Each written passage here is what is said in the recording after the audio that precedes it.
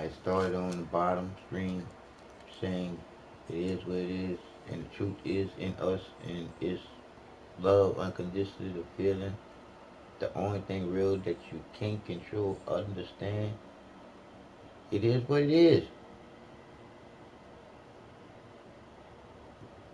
But we gotta learn to love ourselves more, to care more for people we don't know.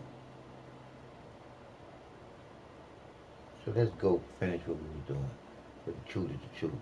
Just dealing with the IRS, putting motherfuckers in jail and shit for they bullshit, and they are not even much a legit place of fucking business as far as them bitches telling the truth. And then they think they above the motherfucking law.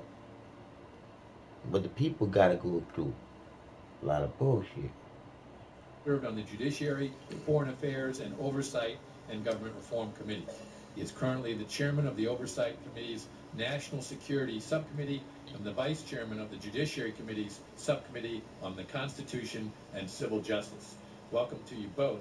Your written testimony will be entered into the record in its entirety, and I ask that each of you summarize your testimony in the time that you are allotted. To help you stay within that time, there is a timing light on your table. You guys know how this works. When the light turns red, it signals that your time has expired, but given the importance of this, we have allotted additional time to each of you and for the video that the chairman has brought with him as well. We'll begin with Chairman Chaffetz. Welcome.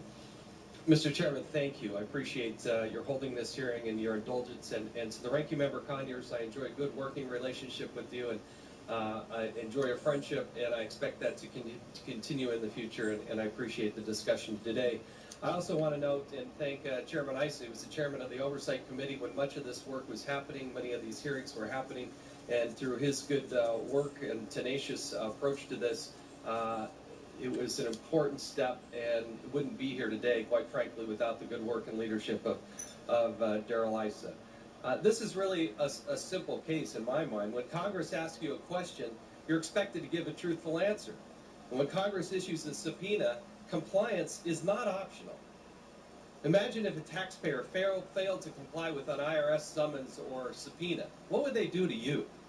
If they ask you for those materials, you're expected to produce those materials. And if you don't, they're going to take you to court, and they're probably going to win. The IRS.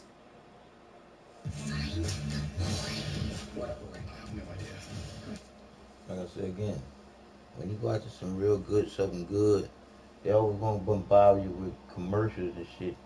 So basically get you off track on what you're doing with the shit that you watch. They can't ever get me off track. The scandal was un-American. The IRS is Never the most again. powerful and feared entity in the United States. The First Amendment rights of citizens were trampled upon. Now, in fairness, Mr. Koskinen, as the commissioner of the IRS, was not there for the initial targeting.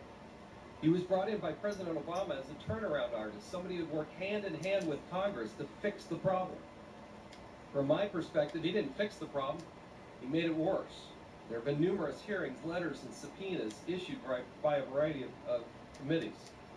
Now, the IRS is no stranger to a summons or a subpoena. They know exactly how this works. In fact, on average, they issue about 66,000 summons and subpoenas per year, and they have since 2010. Failure to obey an IRS summons is a criminal violation under 26 U.S.C. Section 7210 and carries with it a fine up to $1,000 and a year of imprisonment. If you don't comply, the IRS is going to come after you. They do prosecute. The IRS prevailed in 95% of those cases. Again, compliance with the subpoena is not optional. Providing false testimony before Congress comes with a consequence. At least it should. It's a crime. Mr. Koskinen did not tell the truth to Congress. He provided false testimony and failed to comply with the subpoena. He could have prevented evidence from being destroyed, but he didn't, and he didn't tell the truth about it. Americans are rightfully frustrated about the targeting scandal and the lack of accountability. But the case before us is about Mr. Koskinen and what he did and did not do, which permanently deprived the American people of understanding what went wrong with their government. It also prevents us, Congress, from fully fixing the problem and holding people accountable. And there can't be full accountability because the evidence was destroyed on Mr. Koskinen's watch and under a subpoena. The remedy given to us in the Constitution is impeachment. It is a remedy designed for Congress as a co-equal voice. The Senate gives its advice and consent on confirming presidential appointments. But our founders in that Constitution also gave us an opportunity to remove somebody if they're not serving the best interest of the United States of America. The Senate has the opportunity to have a co-equal voice in who serves in the upper echelons of government, and the safety valve to pull somebody out of there for Congress is impeachment. Hasn't been done often enough, and I think we must stand up for ourselves. Now, give some background. I'm going to show a video. It's about 10 minutes, and then we'll get into the very specifics of where I think Mr. Koskinen lied. From the woman at the center of the IRS Scandal involving IRS targeting conservative groups. Where's Lois Lerner? Lois Lerner. Targeting conservative groups. Lois Lerner. That's when Lois Lerner's. This was orchestrated. It was planned. The possibility of criminal activity. The whole truth and nothing but the truth. Let the record indicate that the witness did answer in the affirmative. On the advice of my counsel, I respectfully exercise my Fifth Amendment right and decline to answer that question. The IRS and Lois Lerner, something we've only received over the years in bits and pieces. But what does it look like all pieced together? Let's rewind. In 2013, the IRS admitted to the selective intentional targeting of American taxpayers based on their political beliefs. That's all they want to do is throw fucking commercials in. When you listen to some real shit, and the commercials ain't nothing but the bullshit to go along with the real shit, and the secret they're trying to hide from people so you can live there and see some shit on there as a commercial and be like, oh, that's it, I want that. Bunch of bullshit, boy. Fused. With the key witness unwilling to cooperate, to get to the truth, Congress had to obtain and review documents. What followed was a sequence of obfuscation, obstruction, and destruction of evidence by the IRS, which has left the American people with no real answers to why their First Amendment rights were violated.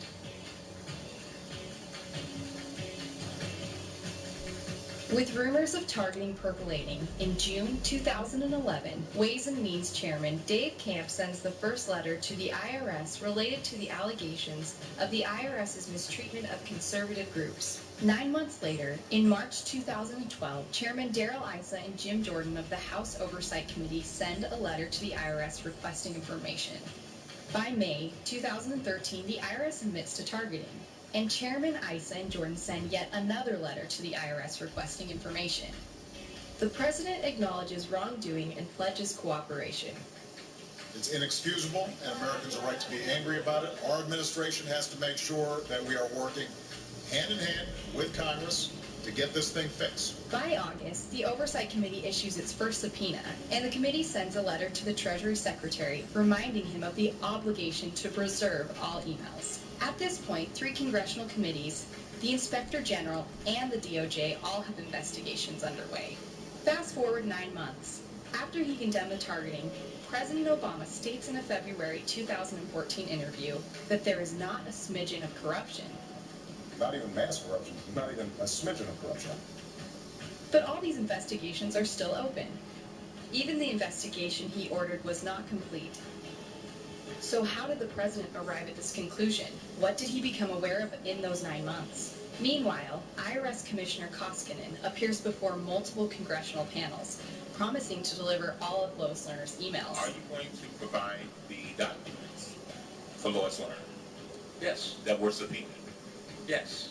We're working very hard to get you the Lois Lerner emails. Are you or are you not going to provide this committee all of Lois Lerner's emails? We are already Yes, starting, Mr. President. Yes, we will do that. Until he starts backtracking and obfuscating and parsing. Process. We'll redact them. There's going to be thousands of pages, but it's not going to expedite the conclusion of this investigation. And then, in June 2014, he tells Congress that Lerner's emails could not be recovered. As the actual hard drive, after it was determined that it was dysfunctional and that with experts no emails could be retrieved, was recycled and destroyed in the normal process. This was...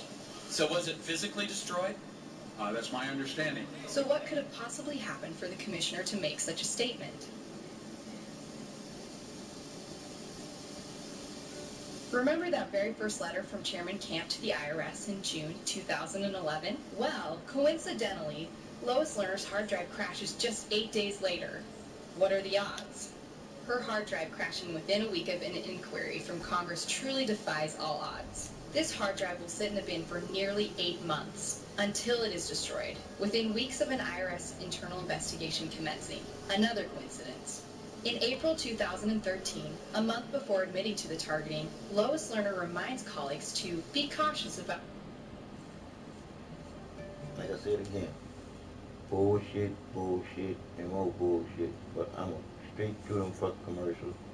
about what we say in emails. And on that same day, asks whether the internal instant messaging system is archived. When told no, Lerner responds, perfect.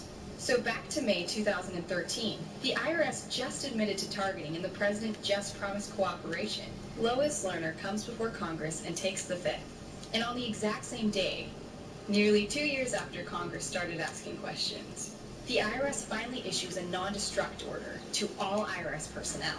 So with an admission of targeting, subpoenas, and investigations underway, we return to the president's peculiar comments from February 2014. Not even a smidgen of corruption. Well, on the same day the president makes those comments, the IRS discovers a problem, a gap in Lois Lerner's emails.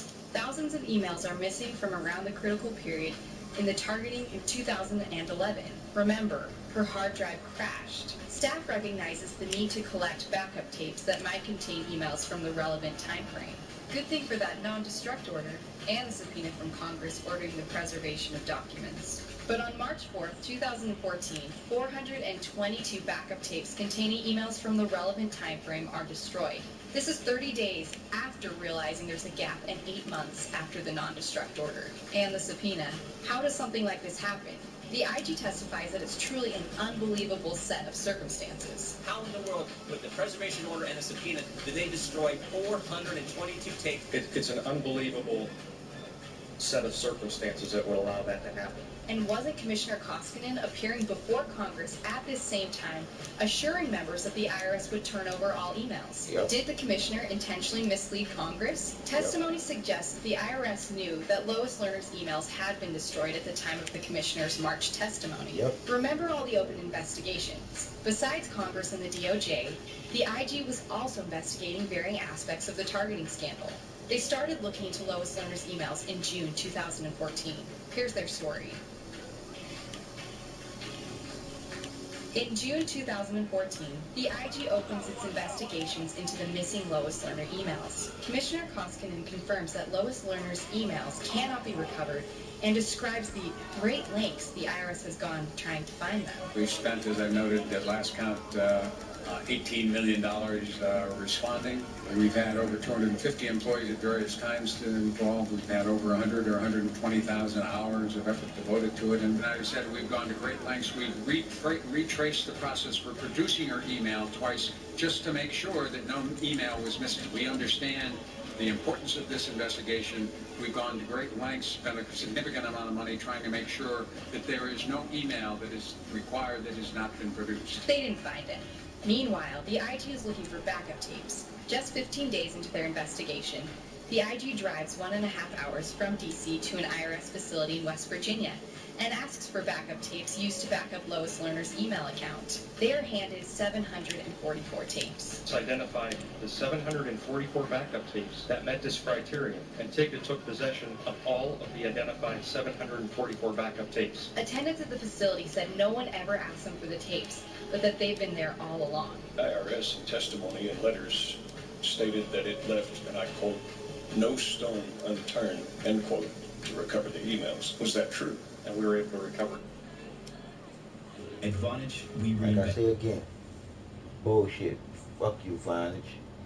Nobody want that bullshit. It would appear that that statement was not true. July 2014, IRS officials testified that it, quote, confirmed the emails were unrecoverable, end quote. Given that recoverable data still existed on the tapes, was that statement true? It would not appear to be true. It would not appear to be true. And I quote, no way, end quote, to recover them. Was that true? That would not appear to be true. That would not appear to be true. We have established here today multiple incidents where the IRS did not tell the truth. Throughout the course of their investigation, which went into the summer of But you'll go to 2015, jail for the telling IG the IRS a recovers lie. 1,000 unique emails that were never turned over by the IRS. But what did they do with these emails? To the best we can determine through the investigation, they just simply didn't look for those. So for the over 1,000 emails that we found on the backup tapes, we found them because we looked for them. They had them. They were under subpoena. What a coincidence. Remember those 422 tapes that were destroyed after the IRS knew they were missing emails? And after the non-destruct order was in place? And 8 months after the subpoena? If those had been properly preserved, an additional 24,000 emails may have been recovered. And maybe there would be answers. But the American people will never know, because the IRS didn't do its job of preserving the information the way it was obligated to do. The IG also concluded in its investigation that the IRS neglected to search sources beyond Lois Lerner's hard drive for emails. How many potential sources for recovering Ms. Lerner's emails existed for the IRS? We believe there were 6. The hard drive would have been a source, BlackBerry, backup tapes, server drives, the backup tapes for the server drives, and then finally the loaner laptops. How many of these 6 like, did the IRS search? We're not aware that they we're not above the law. How can they They get the didn't look key? for backup tapes. They didn't look at her BlackBerry. They didn't look at the server, or backup server, or the loaner laptop. So what great lengths did they really go to? On the advice of my counsel, I respectfully exercise my Fifth Amendment right and decline to answer that question.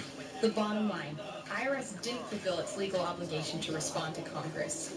They didn't preserve information. They didn't try to find the information. They misled Congress for years. Their failings leave the American people in the dark about how their First Amendment rights were trampled upon. There must be accountability. Mr. Chairman, thank you for allowing us to show that video. I want to drill down a little bit further on Mr. Koskinen's testimony to Congress, especially some of the statements made to Congress in June and July of the year 2014, when he came to explain why the IRS wouldn't be able to produce thousands of Lois Lerner's emails. At that point, a subpoena had been in place since August of 2013. The subpoena was reissued to Mr. Koskinen after he was confirmed, so by then the subpoena had had his name on it for more than 5 months. On February 2nd, 2014, Super Bowl Sunday, Kate Duvall realized that there was a problem with Ms. Lerner's emails and that some of them were missing from the IRS production to Congress. Ms. Duvall was counsel to the commissioner at the time, and she was basically managing the IRS production to Congress. The next day, on February 3rd, Ms. Duvall told her colleagues at the IRS about the problem she had found. She told the IT people. She talked to the people in the Office of Chief Counsel. She talked to the Deputy Associate Chief Counsel, Thomas Kane. And by the next day, February 4th, Thomas Kane... Like I said again, they got shit where you don't need no fucking commercials. And they want to throw commercials in on it, so they, like I said again, throw you off. But like I said again, fuck you and your commercials. Lois Lerner's hard drive had crashed back in 2011, and that was why many of her emails were missing. So the IRS knew in early February that there was a problem with Ms. Lerner's emails. And Mr. Koskinen testified that he knew in February. This is his quote on a July 23rd, 2014 hearing. Quote, "What I was advised and knew in February was that when you look at the emails that had already been provided to the committee and other investigations, and instead of looking them by search terms, looked at them by date, it was clear that there were fewer emails in the period through 2011 and subsequently.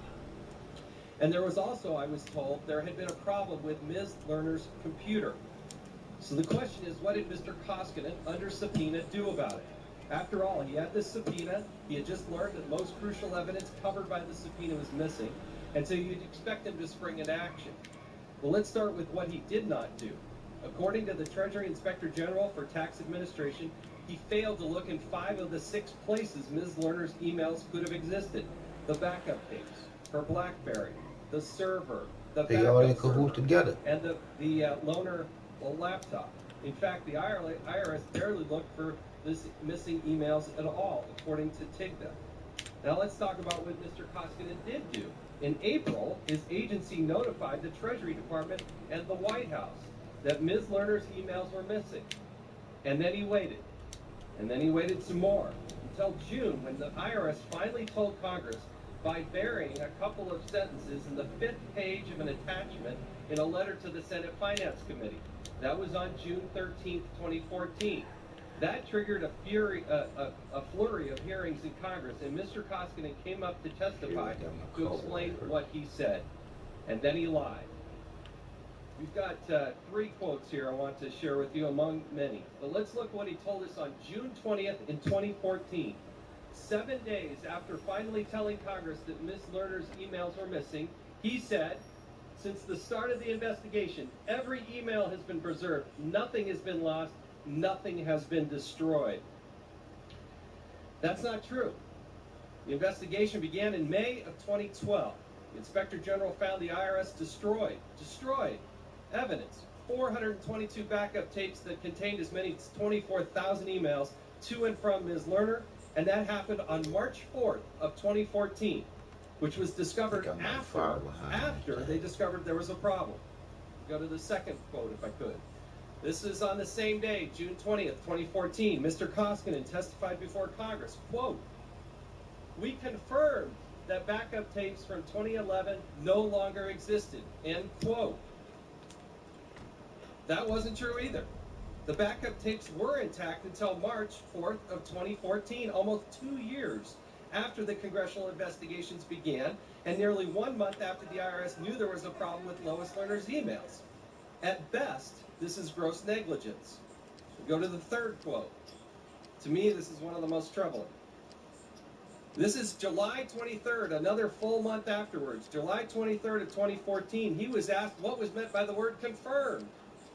He said, confirmed means that somebody went back and looked and made sure that, in fact, any backup tapes that had existed had been recycled, end quote. That was completely and totally false. Nobody at the IRS went back and confirmed that the tapes had been destroyed. The Inspector General interviewed the people who were responsible, and they said that nobody had ever... What's your name? Alex Martin. Yours? The pilot didn't file a flight plan. Nobody knows where we are. We can go 3 weeks without food, 3 days without water, and 3 hours without shelter. Come on!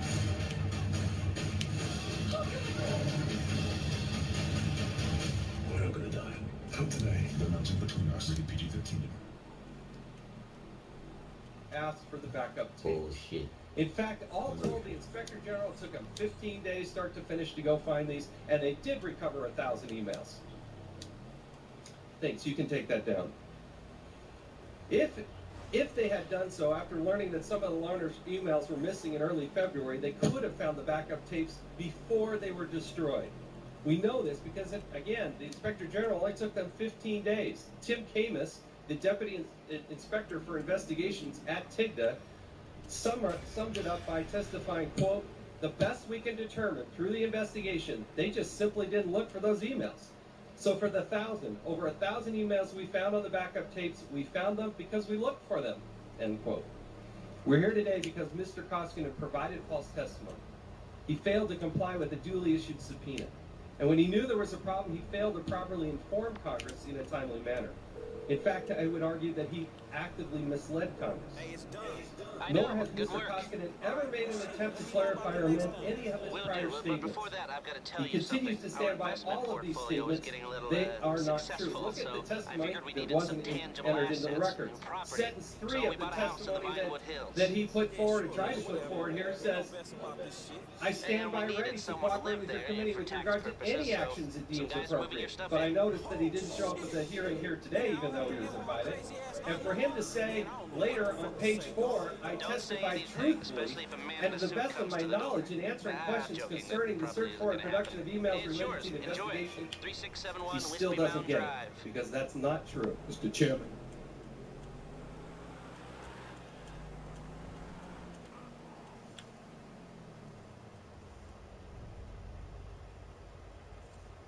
That's some fucked up bullshit I'm trying to tell you.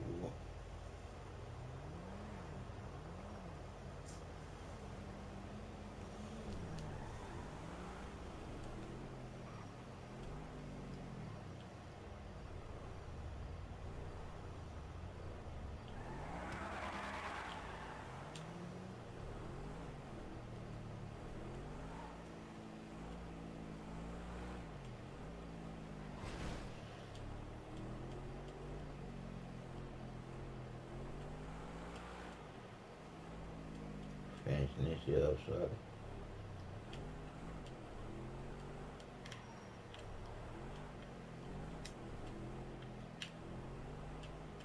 I'm doing something else. I haven't never finished the whole story with my girl character, so I'm finish the whole story with her character right now without dying.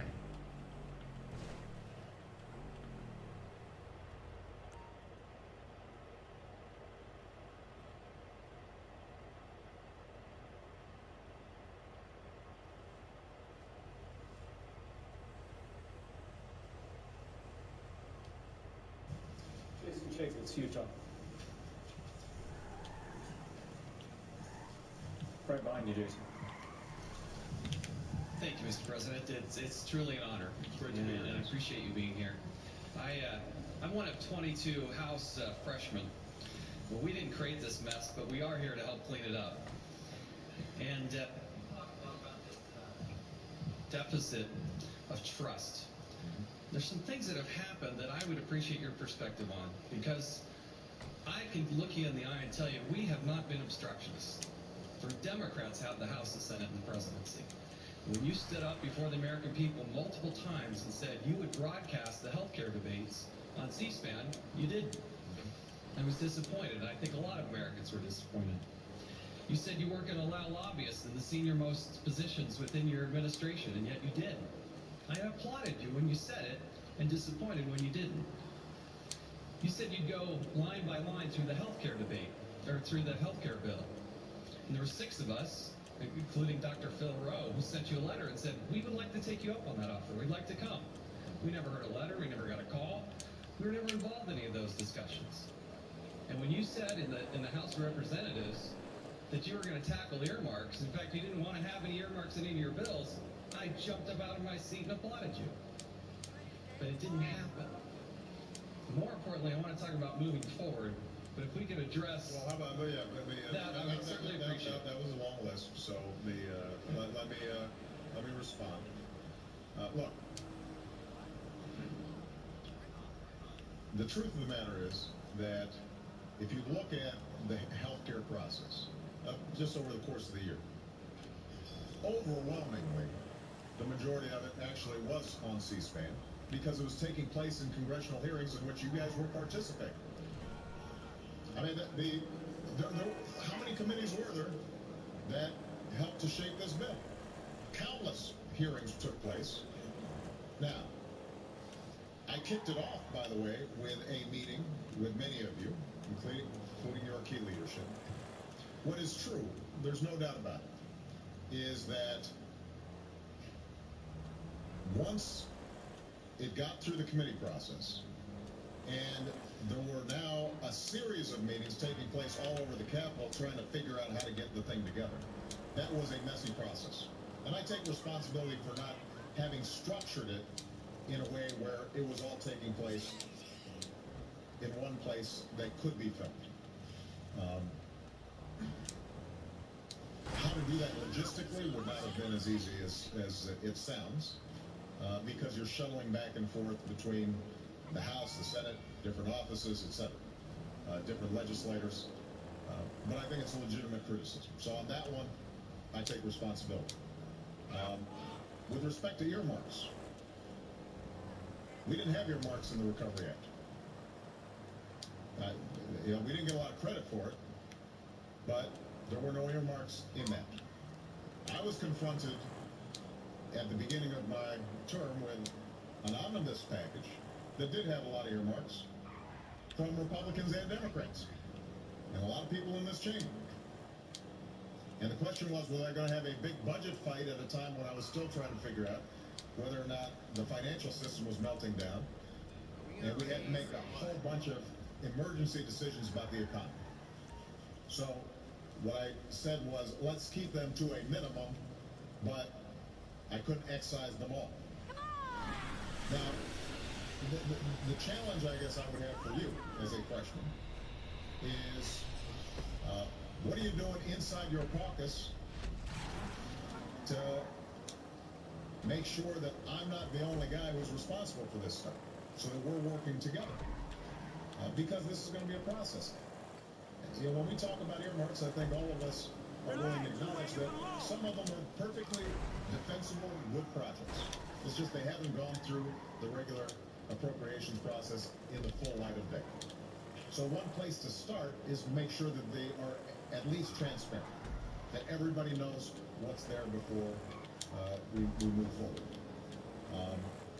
In terms of lobbyists, I can stand here unequivocally and say that there has not been an administration who was tougher on making sure that lobbyists weren't participating in the administration than any administration that's come before us.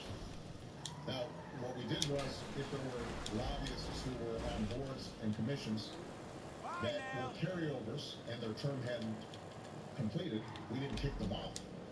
We simply said that moving forward, anytime a new slot opens, they're being replaced. So we've actually been very consistent in making sure that we are eliminating the impact of lobbyists day in, day out on how this administration operates. There have been a handful of waivers where somebody is highly skilled, for example, a doctor who ran tobacco-free kids, technically as a registered lobbyist, on the other hand, has more expertise than anybody in figuring out how kids don't get hooked on cigarettes. So there have been a couple of instances like that, but generally we've been very consistent on that front. Okay? Thank you. Marshall Blackburn, Tennessee. Get them off this Grand Theft Auto, then you want to go around with smoking a cigarette.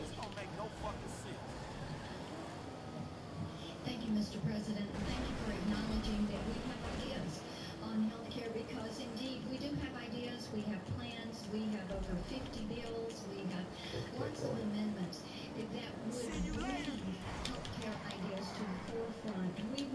We've got plans to lower costs, to change purchasing models, address medical liability, insurance accountability, chronic and pre-existing conditions, and access to affordable care for those with those conditions, insurance portability, expanded access, but not doing it with creating more government, more bureaucracy, and more cost for the American taxpayer. And we look forward to sharing those ideas with you. We want to work with you on health reform and making certain that we do it in an affordable cost. Now let me do nothing I want to do. That is going to reduce bureaucracy, reduce government interference, and reduce costs to individuals and to taxpayers. First time I did the regular call. All wrapped up. Democrat leadership that is an impediment instead of a conduit. But we're concerned also that there are some lessons learned from public option health care plans that maybe are not being heeded. And certainly in my state of Tennessee, we were the test case for public option health care in 1994.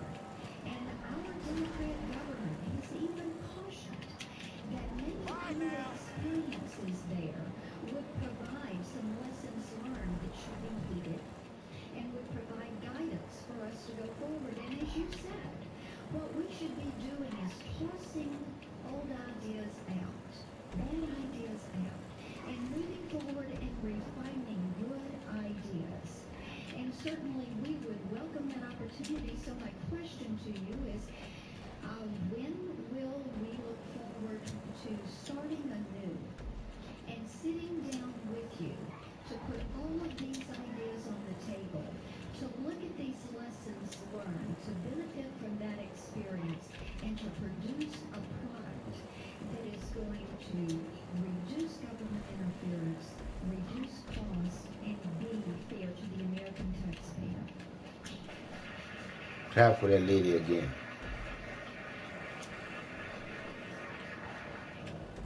Actually, I've gotten many of your ideas. I've taken a look at them, even before I was into this. Some of the ideas we have embraced and are in our package. Some of them are embraced with caveats. So let me give you an example. I think one of the proposals that has been focused on by the Republicans as a way to reduce costs is allowing insurance companies to sell across state lines. We actually include that as part of our approach.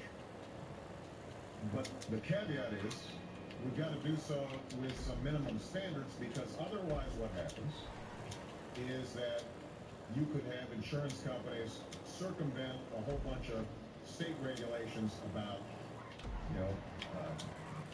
basic benefits or what have you, making sure that a woman is able to get mammograms as part of preventive care, for example.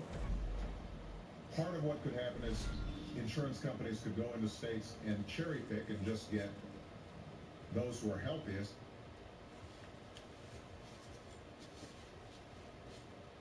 Well, look at it, just cut off. They just cut off shit.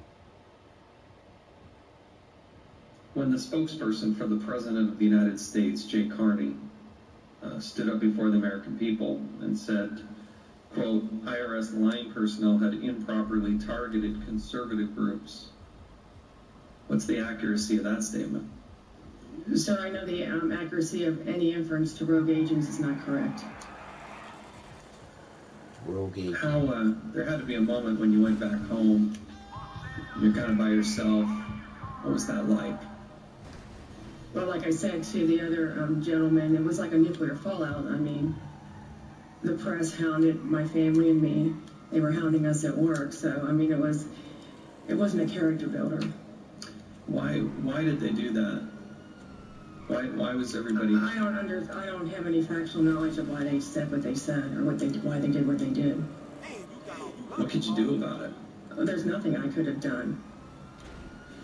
What did you want to do? Go back to my life previously, before May 10. And I guess that's the sad part of the story. Yep. You know, I'm glad that truth's surfacing, because I think most people now, reflecting back, are going to understand that you're more heroic in this. And really, I think when you have such senior, powerful people in Washington, D.C., trying to discredit you and your person, your service, it's just wrong. And I'm proud of the fact that we are pursuing this. You know, if we did what the White House wanted us to do, if we did what the ranking member suggested we do, this thing would be over. Nothing here. Don't do it. As far as I'm concerned, it's over. When you have the spokesperson for the President of the United States make a definitive statement that it was 2 rogue agents and start poking at these people who have no power to do anything about it, that is wrong.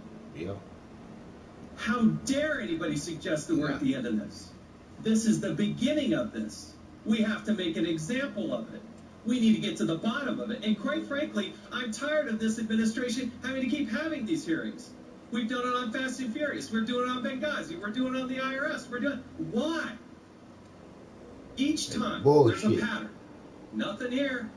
Oh, it's just a couple people. Just move on. That's not true. When the ranking member went on national television and said that this case should be closed, that's wrong. And I have the greatest respect for him. The gentleman yields. Yes.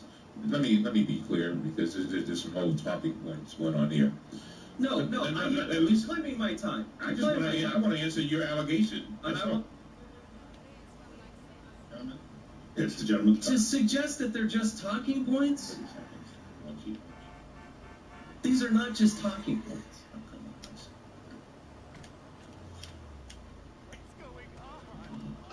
Yield the gentleman time. Let me be very clear. I hope the gentleman will join me when I say that I want every single syllable of every single transcript that we can get, every redactions, appropriate redactions. But I've been asking for that, and I want that. What I said was, when it came to the issue of saying that the president, the White House, was responsible for this, I said that the evidence to that point, and continues to be, not there. As far as the investigation is concerned, I want us to get to the bottom of that. And I really mean that. It is very, very, very important. So I just wanted to make that clear. Can I ask unanimous consent for 30 seconds? Of course. Part of the reason it has risen to this level is that you have the White House spokesman, Jay Carney, blaming one of the people sitting there at this table. You have the former acting commissioner saying it was 2 rogue agents. It was the most powerful people in Washington, D.C. placing blame on a person sitting before us. And that's why it continues forward. And that's why I do think the White House is now engaged in this.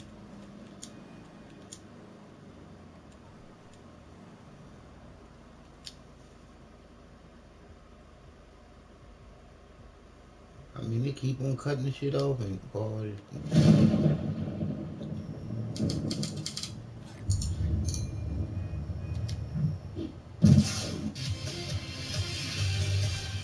Developing tonight, new outrage after President Obama designated 2 controversial national monuments. The Bears Ears National Monument in Utah and Gold Butte National Monument in Nevada. Environmentalists are cheering the development, but critics call the move another government land grab. Doug McElway has the very latest on this for us tonight. Doug?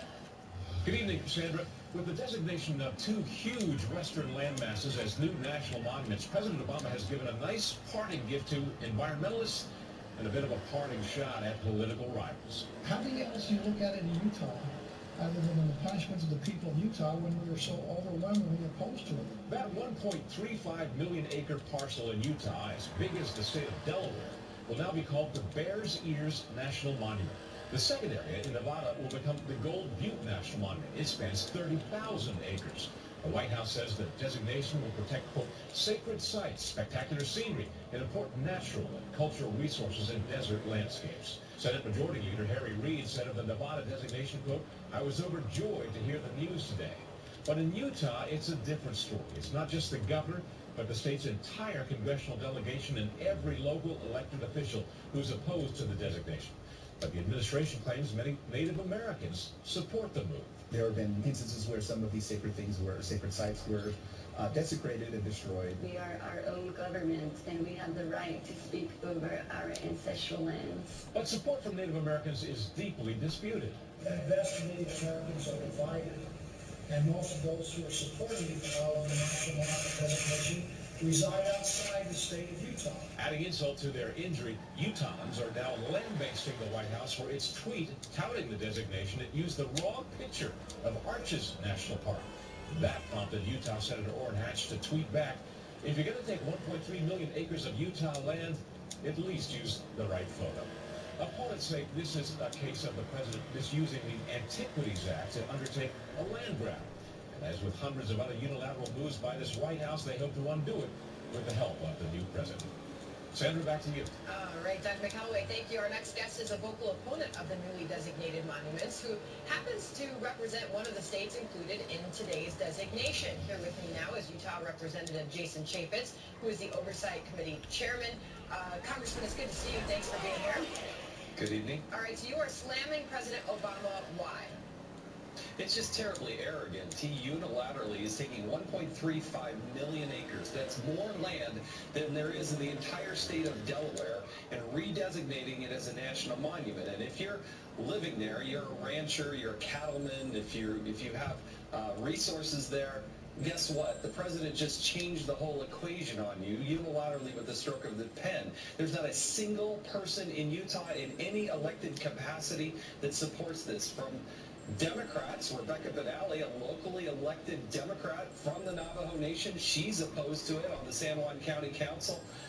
So there is not a single person and any elected official that represents that area that's in favor of it, but the president didn't. So he's completely in his right to do so, as you just heard from Doug. This falls under the 1906 Antiquities Act, which gives the president the power to designate national monuments without approval from Congress.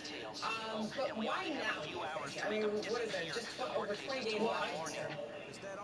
Well, I think the arrogance of what he did is going to actually provide an opportunity for us to challenge that, because the Antiquities Act in the early 1900s was put in place to save small areas, and it actually says small designations.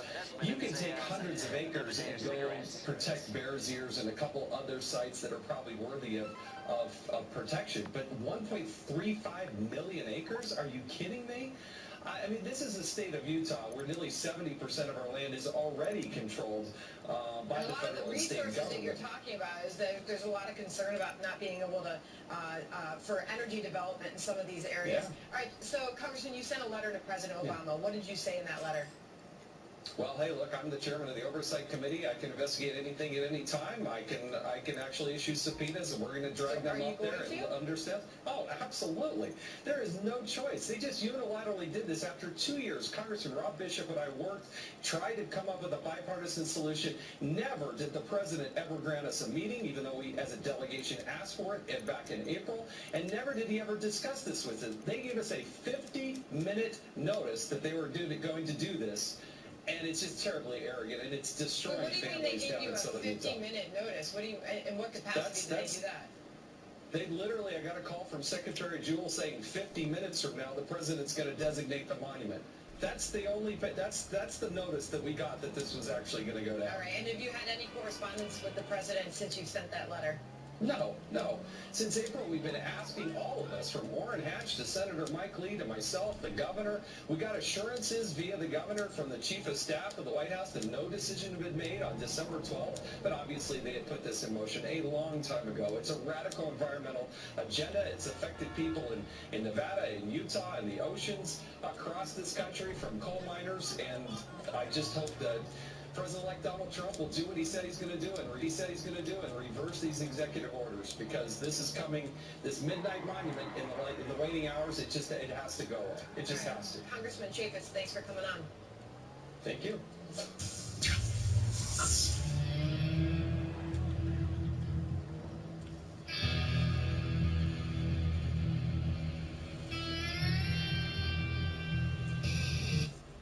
Nothing but bullshit on top of more bullshit. I'm playing it all. Ghosted brings the LOLs.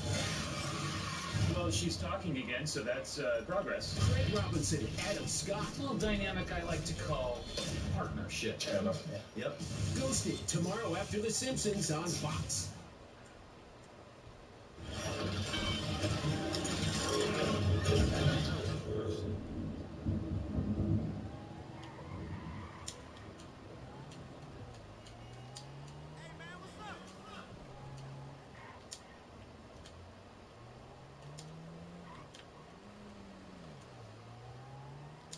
The gentleman from South Carolina.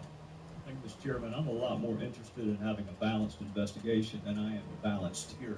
And in that light, Ms. Epperbrett, did you hear the president say there was not a smidgen of corruption?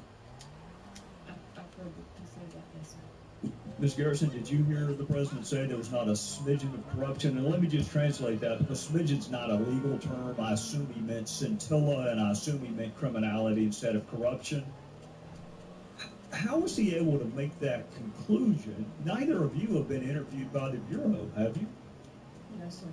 And according to Sekulow, of his 41 clients, 3 have been interviewed, or 3 were asked to be interviewed. Not interviewed yet. Okay. 0 of 41 have actually been interviewed. Correct. All right. So the president says there's not a smidgen of criminality or corruption. Do either of you remember seeing a witness named Lois Lerner sitting at the very table y'all are sitting at? Do you remember her invoking her Fifth Amendment privilege, the same privilege that she targeted some of your groups for trying to educate people about? Some of your groups just want to simply educate people about the Constitution, the one that she availed herself of the very second she was exposed to criminal investigation. So how can the president say there's not a smidgen of criminality when Lois Lerner invoked the Fifth Amendment? 41 witnesses haven't been interviewed, including the 2 that are here right now. How can he possibly draw that conclusion? Damn, I ain't got much time left. I wish one of my colleagues on the other side of the aisle would ask the president how in the world he concluded no criminality when Lois Lerner sat in front of them and invoked her privilege against criminality. How do you square that? Mr. Gowdy, if I may, she invoked her Fifth Amendment privilege, which she has the right to do, of course. You and I both respect that because we now know the reasons why. It wasn't perhaps as clear as it was made yesterday. She invoked her Fifth Amendment privilege because she knew, after she made a false statement in a planted question at an ABA meeting, she knew that, in fact, there was her words and her emails, off-plan drafting of rules targeting conservative groups. She also said at a Duke Law Forum that people are asking us what we can do, and she said, I can't do anything until I see the 990s, the tax returns that are filed. That was all going on while she was redrafting the rules with the highest level of the Chief Counsel's office. Mr. Cartwright, Mr. Sekulow, I want to say this. I understand why she invoked her Fifth Amendment privilege. I don't understand why in the hell the President of the United States would prejudge an investigation before any of your clients were interviewed, before either of these two victims, and I know you don't like that word, but I'm using it in the criminal sense of the word, before either of these two victims were interviewed. He has gone on national television. He has prejudged the investigation, and in my judgment has compromised the Department of Justice, which leads me to this question, Mr. Sekulow. Yes, sir. There is the option when you have a compromised investigation and a chief executive who has prejudged the outcome before the jury's even gotten all the evidence. He's got an option of appointing a special counsel, right? Yes, he does. And the special counsel regulation says if it's extraordinary circumstances that furthers the public interest. Can you think of anything more extraordinary than government targeting people based on their political beliefs? No, I agree with you 100%. And I also would point to the email of June 14, 2012, which was just released, because this shows the need for a special prosecutor at this point on the criminal aspect of this. And again, Mr. Cartwright, when you asked about the no evidence of politics, let me quote from the email. Don't know who in your organization is keeping tabs on C4s, but since we mentioned potentially addressing them off-plan in 2013, I've got my radar up, and this seemed interesting. These are coming from the most senior people within the Chief Counsel's office of the IRS, which is a presidential appointee. Again, it's an office I came out of, so I have due respect for the office. But at this point, a special prosecutor to evaluate the criminal sanctions or criminal laws applicable would probably be the best, I believe would be the best way to go, because I don't think the Justice Department right now, again, with due respect to the Justice Department, is institutionally capable of doing this.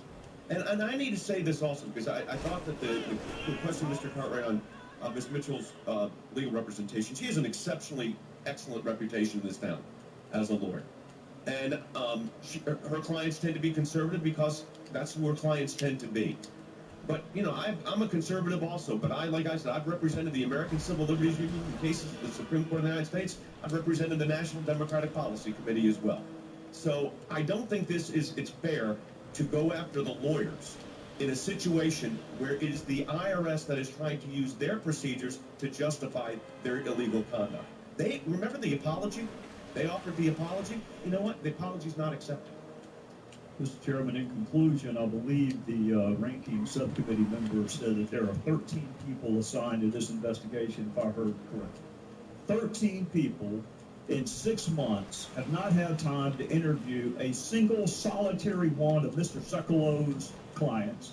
13 people in 6 months have not had time to interview either of these two witnesses, and yet the chief executive, the president of the United States, has already prejudged the outcome of this investigation. So either it's ongoing or it's not. Either he's wrong or Eric Holder is wrong. In either case, it is time for special counsel. Very good. I'll be in touch.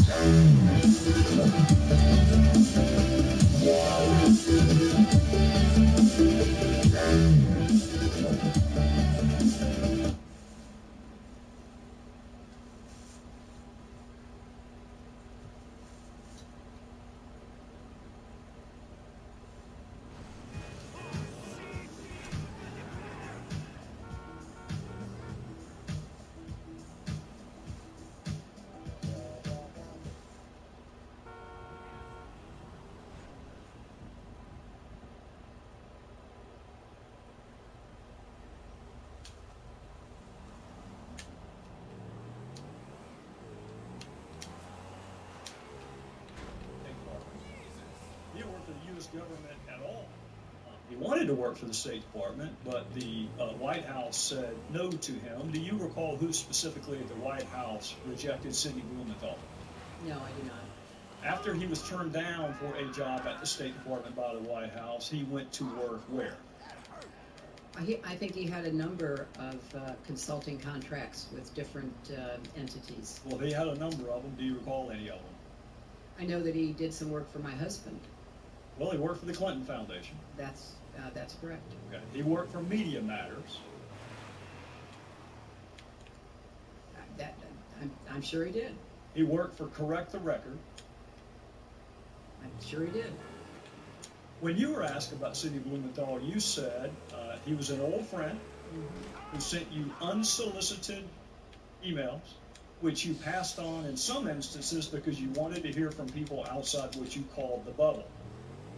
We will ignore for a second whether or not Sidney Blumenthal is outside the bubble, but I do want to ask you about a couple of those other comments, because what you left out was that he was an old friend who knew absolutely nothing about Libya, was critical of President Obama and others that you work with, loved to send you political and image advice, had business interests in Libya, which he not only alerted you to, but solicited your help for, and you often forwarded his emails, but usually only after you redacted out any identifiers so nobody knew where the information was coming from. What does the word unsolicited mean to you?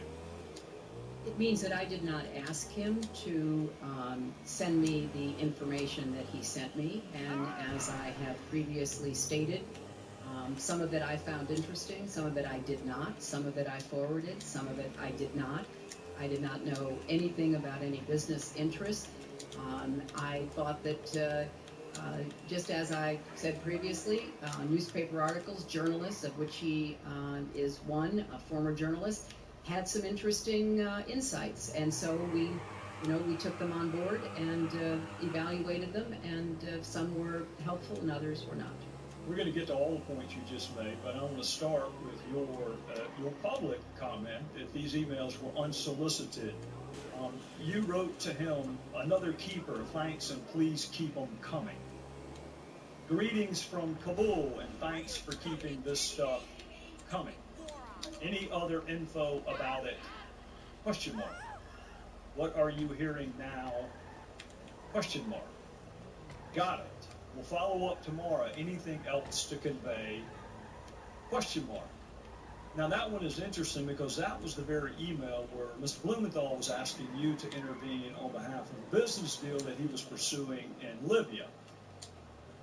What did you mean by what are you hearing now? I have no idea, Congressman. They started out unsolicited. And as I said, some were of interest, I passed them on, and some were not. And so he continued to provide me information that was made available to him. I don't want to parse words, and I don't want to be hyper-technical, because it's not a huge point, but it is an important point. You didn't say they started off unsolicited. You said they were. You said they were unsolicited. Well, they were unsolicited, but obviously I did respond to some of them. Well, and I'm sure they encouraged him. Anything else to convey? What are you hearing now? I'm going to Paris tomorrow night, and we'll meet with TNC leaders, so this and additional info useful. Still don't have electricity or BlackBerry coverage post-Irene, so I've had to resort to my new iPad. Let me know if you received it. We'll talk about the new iPad in a little bit. Here's another one. This report is in part a response to your questions. It's an email from him to you. This report is in part a response to your questions. There'll be further information in the next day. If you're the one asking him for information, how does that square with the definition of unsolicited? I said it began that way, Mr. Chairman, and I will add that both Chris Stevens and Gene Kretz found some of the information interesting, far more than I could, because they knew some of the characters who were being mentioned, and they were the ones, kind of person with the expertise that I asked to evaluate to see whether there was any useful information. We're going to get to that in a second. Now, before you give Mr. Blumenthal too much credit, you agree he didn't write a single one of those cables or memos he sent you. I'm sorry, what? He didn't write a single one of those cables for those. I don't know who wrote them. He's the one who sent them to me. Would you be surprised to know not a single one of those was from him? I don't know where he got the information that he was Did you sending ask? to me. Did you ask? You're sending me very specific, detailed intelligence. What is your source? That seems to me like a pretty good question. I did learn later that he was talking to or sharing information from former American intelligence officials. By that name, who wrote those cables? I don't know, Mr. Chairman. You had his information passed on to others, but at least on one occasion you asked Ms. Aberdeen, can you print without any identifiers? Why would you want his name removed?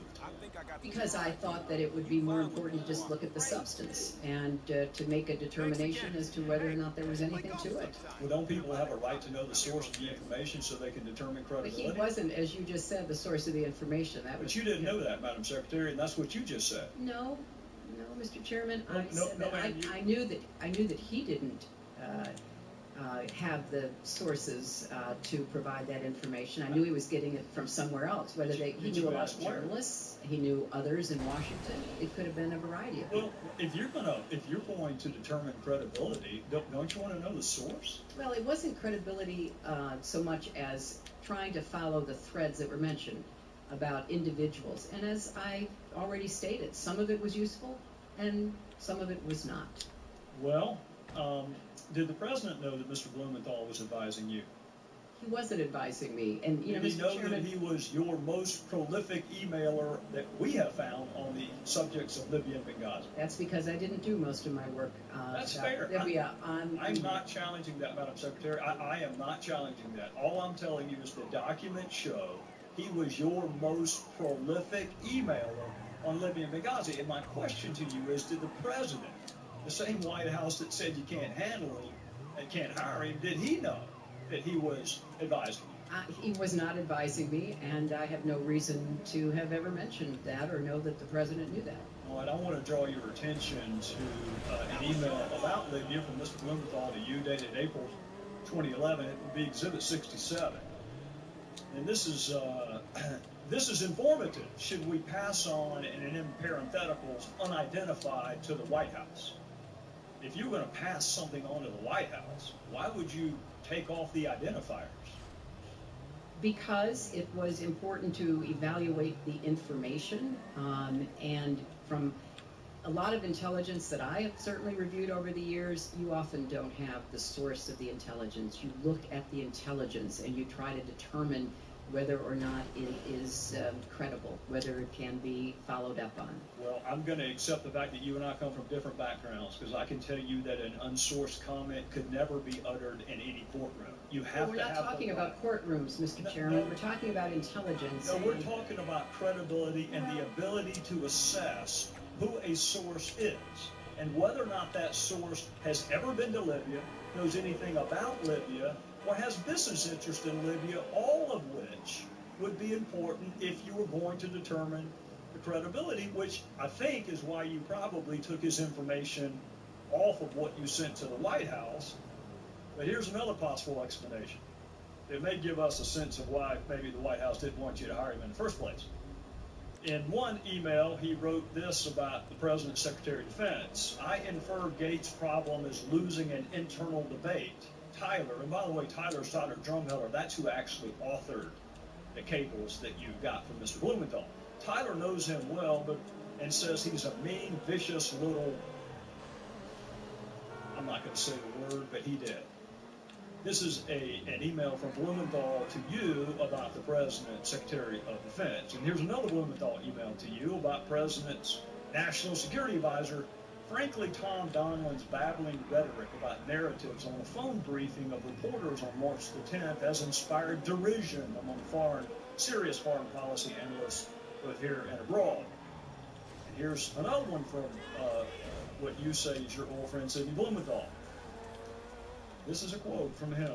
I would say Obama, and by the way, he left the president part out, I would say Obama appears to be intent on seizing defeat from the jaws of victory. He and his political cronies in the White House in Chicago are, to say the least, unenthusiastic about regime change in Libya.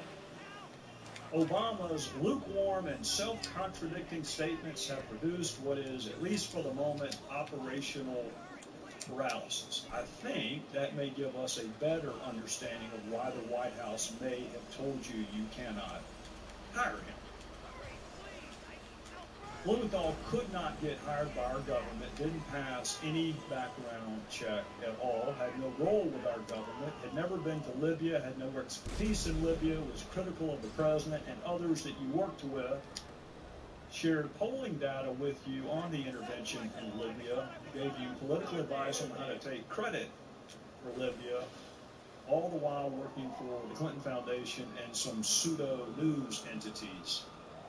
And Madam Secretary, he had unfettered.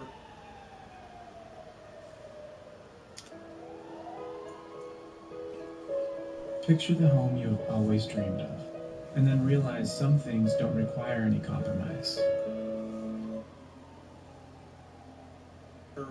Access to you. And he used that access, at least on one occasion, to ask you to intervene on behalf of a business venture. Do you recall that? You know, Mr. Chairman, if you don't have any friends who say unkind things privately, I congratulate you. But from my perspective, I'd like to think I don't correct them.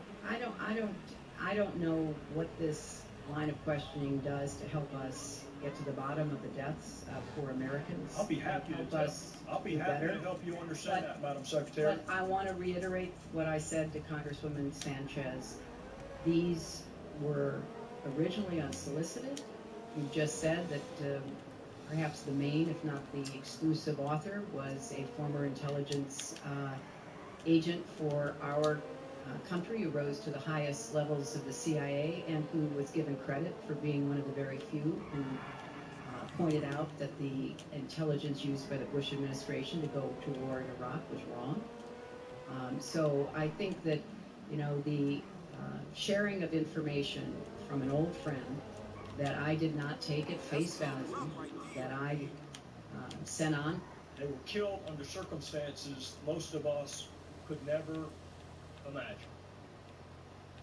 Terrorists pour through the front gate of an American facility,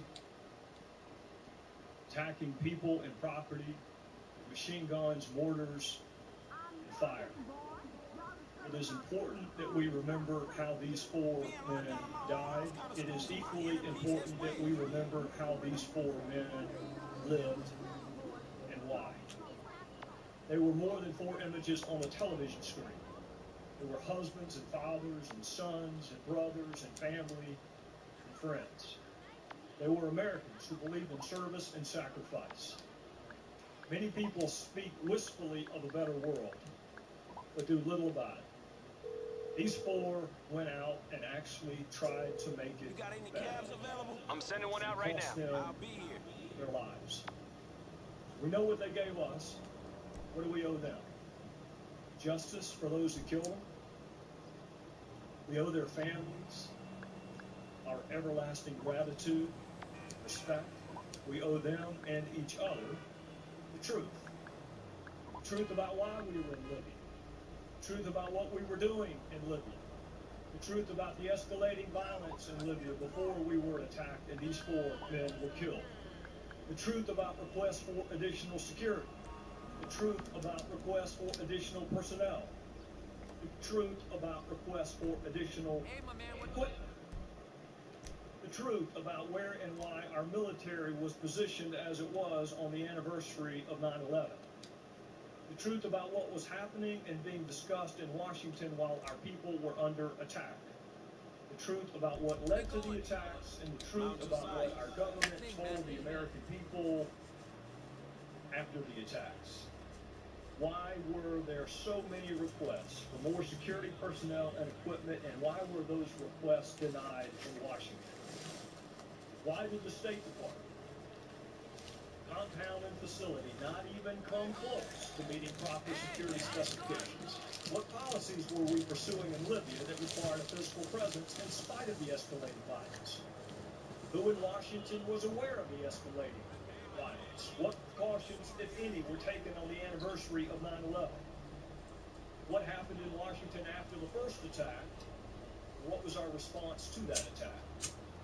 What did the military do or not do? What did our leaders in Washington do or not do, and when? Why was the American public given such divergent accounts of what caused these attacks? And why is it so hard to get information from the very government these four men represented, served, and sacrificed for? Even after an accountability review board and a half-dozen congressional investigations, these and other questions still lingered. And these questions linger because previous investigations were not thorough. These questions linger because those previous investigations were narrow in scope and either incapable or unwilling to access the facts and evidence necessary to answer all relevant questions. So the House of Representatives, including some Democrats, I hasten to add, asked this committee to write the final definitive accounting of what happened in Benghazi. This committee is the first committee to review more than 50,000 pages of documents because we insisted that they be produced. This committee is the first committee to demand access to more eyewitnesses because serious investigations talk to as many eyewitnesses as possible. This committee is the first committee to thoroughly and individually interview scores of other witnesses, many of them for the first time. This committee is the first committee to review thousands of pages of documents from top State Department personnel. This committee is the first committee to demand access to relevant documents from the CIA, the FBI, the Department of Defense, even the White House. No. This committee is the first committee to demand access to the emails to and from Ambassador Chris Stevens. How could an investigation possibly be considered serious without reviewing the emails of the person most knowledgeable about Libya? This committee is the first committee, the only committee, to uncover the fact that Secretary Clinton exclusively used personal email on her own personal server for official business and kept the public record, including emails about Benghazi and Libya, in her own custody and control for almost 2 years after she left office. You will hear a lot today about the Accountability Review Board. Secretary Clinton has mentioned it more than 70 times in her previous testimony before Congress. But when you hear about the ARB, you should also know the State Department leadership handpicked the members of the ARB. The ARB never interviewed Secretary Clinton. The ARB never reviewed her emails. And Secretary Clinton's top advisor was allowed to review and suggest changes to the ARB before the public ever saw it. There's no transcript of the ARB interviews, so it's impossible to know whether all relevant questions were asked and answered. And because there's no transcript, it is also impossible to cite the ARB interviews with any particularity at all. That is not independent. That is not accountability.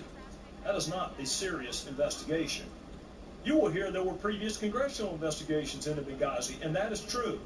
And it should make you wonder why those investigations failed to interview so many witnesses and access so many documents. If those previous congressional investigations were really serious and thorough, how did they miss Ambassador Stevens' emails? If those previous investigations were serious and thorough, how did they miss Secretary Clinton's emails? If those congressional investigations really were serious and thorough, why did they fail to interview dozens of key State Department witnesses, including agents on the ground who experienced the attacks firsthand? Just last month, 3 years after Benghazi, top aides finally returned documents to the State Department. A month ago, this committee received 1,500 new pages of Secretary Clinton's emails related to Libya and Benghazi, 3 years after the attacks. Now, a little over 2 weeks ago, this committee received nearly 1,400 pages of Ambassador Stevens' emails, 3 years after the attacks. It is impossible to conduct a serious, fact-centric investigation without access to the documents from the former Secretary of State, the ambassador who knew more about Libya than anyone else, and testimony from witnesses who survived the attacks. Madam Secretary, I understand there are people, frankly, in both parties who have suggested that this investigation is about you. Let me assure you it is not, and let me assure you why it is not.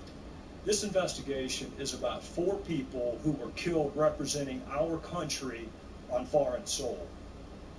It is about what happened before, during, and after the attacks that killed them. It is about what this country owes to those who risk their lives to serve it. And it is about the fundamental obligation of government to tell the truth, always, to the people that it purports to represent. Madam Secretary, not a single member of this committee signed up to investigate you or your email. We signed up to investigate and therefore honor the lives of 4 people that we sent into a dangerous country to represent us. They go to force. And wow. The stories you've heard are true. They go to commercial on me when I said they go to force. Boy, y'all bunch of bullshit.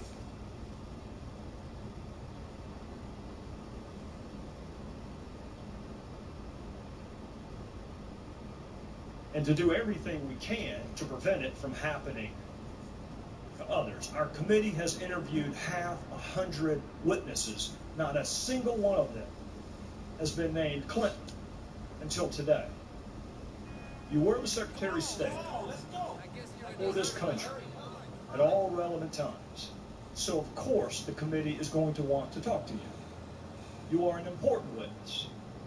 You are one important witness among 100 important witnesses. And I do understand you wanted to come sooner than today, so let me be clear why that did not happen. You had an unusual email arrangement, which meant the State Department could not produce your emails to us. You made exclusive use of personal email and a personal server.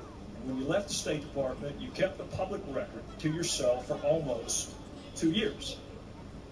And it was you and your attorneys who decided what to return and what to delete. Those decisions were your decisions, not our decisions. It was only in March of this year we learned of this email arrangement. And since we learned of this email arrangement, we have interviewed dozens of witnesses, only one of whom was solely related to your email arrangement. And that was the shortest interview of all, because that witness invoked his Fifth Amendment privilege against incrimination. Making sure the public record is complete is what serious investigations do, so it was important and remains important that this committee have access to all of Ambassador Stevens' emails, the emails of other senior leaders and witnesses, and it is important to gain access to all of your emails, Madam Secretary. Your emails are no less or no more important than the emails of anyone else. It just took us a little bit longer to get them, and it garnered a little more attention in the process. I want you to take note during this hearing how many times congressional Democrats call on this administration to make long-awaited documents available to us. They won't. Take note of how many witnesses congressional Democrats ask us to schedule for interview. They won't. We would be much closer to finding out what happened and writing the final definitive report if Democrats on this committee had helped us just a little bit pursue the facts. But if the Democrats on this committee had their way, dozens of witnesses never would have been interviewed. Your public record would still be private. Thousands of documents never would have been accessed. And we wouldn't have the emails of our own ambassador. That may be smart politics, but it is a lousy way to run a serious investigation. There are certain characteristics that make our country unique in the annals of history. We are the greatest experiment in self-governance the world has ever known. And part of that self-governance comes self-scrutiny, even of the highest officials. Our country is strong enough to handle the truth, and our fellow citizens expect us to pursue the truth wherever the facts take us. So this committee is going to do what we pledged to do and what should have been done, frankly, a long time ago, which is interview all relevant witnesses, examine all relevant evidence, and access all relevant documents. And we're going to pursue the truth in a manner worthy of the memory of the 4 people who lost their lives and worthy of the respect of our fellow citizens. And we are going to write that final definitive accounting of what happened in Benghazi. And we would like to do it with your help and the help of our Democrat colleagues, but make no mistake, we are going to do it nonetheless. Because understanding what happened in Benghazi goes to the heart of who we are as a country and the promises we make to those that we send into harm's way. They deserve the truth.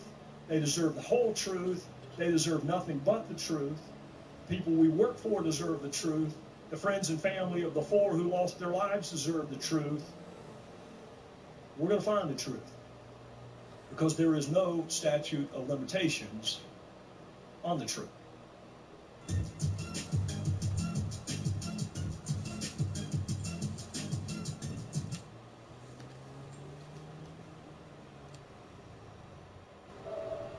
Text to speech unavailable here. Text to speech unavailable.